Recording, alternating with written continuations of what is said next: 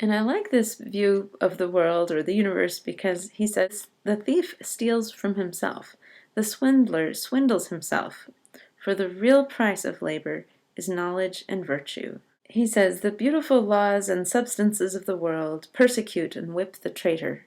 So even though the world is beautiful and wonderful to be in, if you've committed a crime, the world will not feel that way. He says, there's no den in the wide world to hide a rogue, that would be a criminal.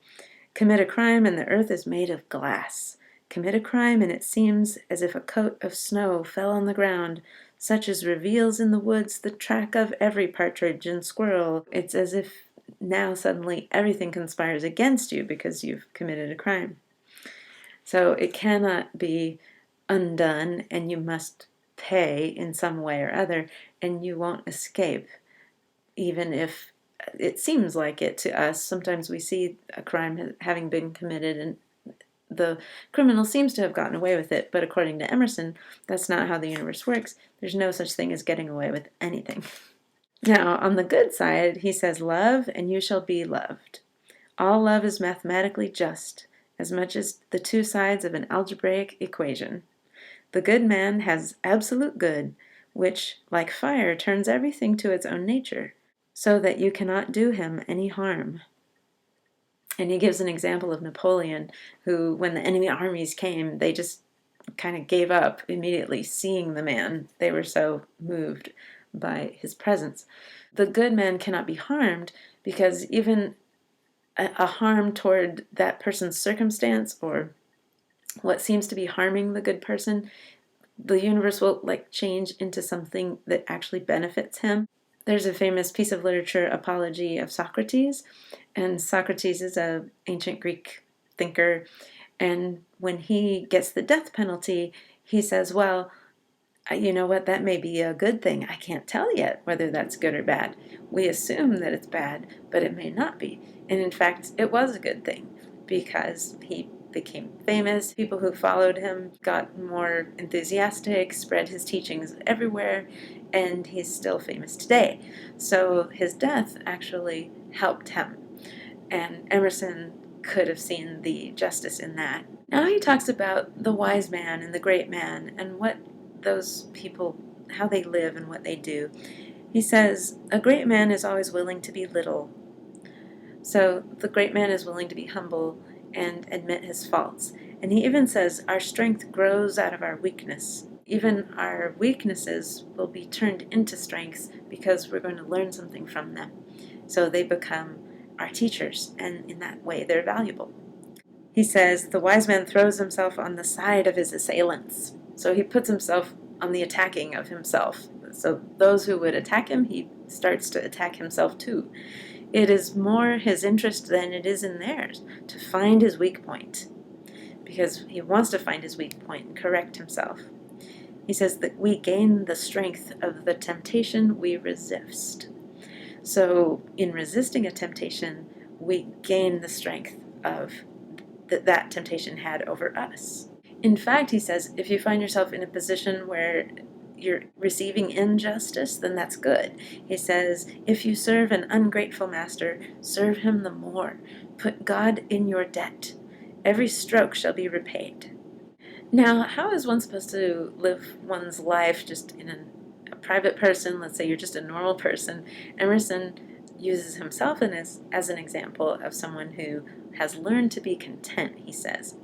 He says, thus do all things preach the indifferency of circumstances. He says the circumstances don't matter. The man is all, he says. Everything has two sides, a good and an evil. Every advantage has its tax. So if your life is going really well, there may be some downside to it, or if your life is going badly, there may be an upside to it, ultimately. So the circumstances, you can't tell whether things are good or bad, in a sense. Just like Socrates said, well, I don't know if being put to death is good or bad. We will see. It turns out it was good. Emerson says, I don't worry about the circumstances anymore. The man is all. I learn to be content. Now, he's clear about misinterpreting this to mean that you just shouldn't do anything. Like, because circumstances don't matter, therefore it doesn't matter what you do. But that's not the case. He says the soul is. The soul is not a compensation, but a life. Under all this running sea of circumstance, whose waters ebb and flow with perfect balance, lies the aboriginal abyss of real being. And he capitalizes being. Essence, or God, is not a relation or a part, but the whole. He's explaining that the soul is here to shine, to be, to grow, and that is the point. And the circumstances are going to ebb and flow.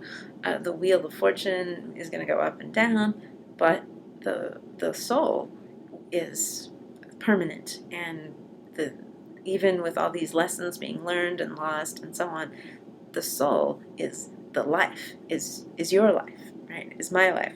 And as far as doing good things, he says there's no penalty to virtue, no penalty to wisdom. They are proper additions of being.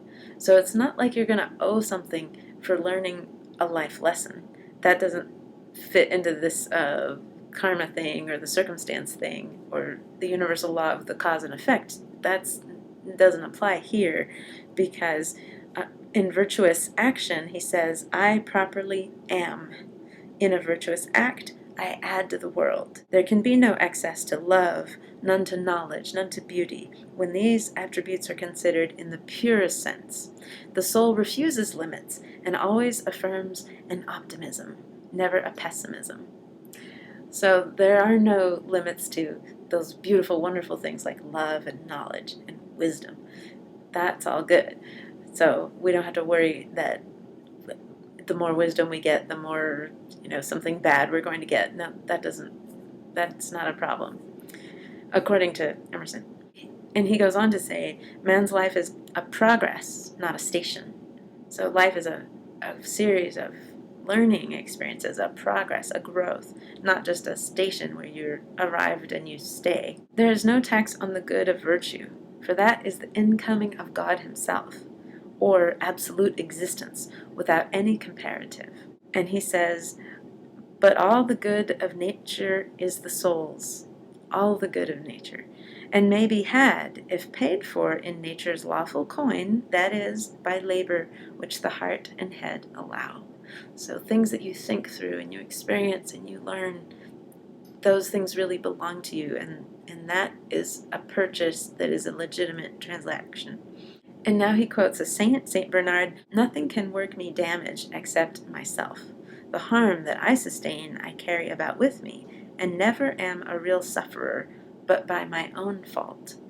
This is a man who's able to say, all the circumstances must be set into motion by myself.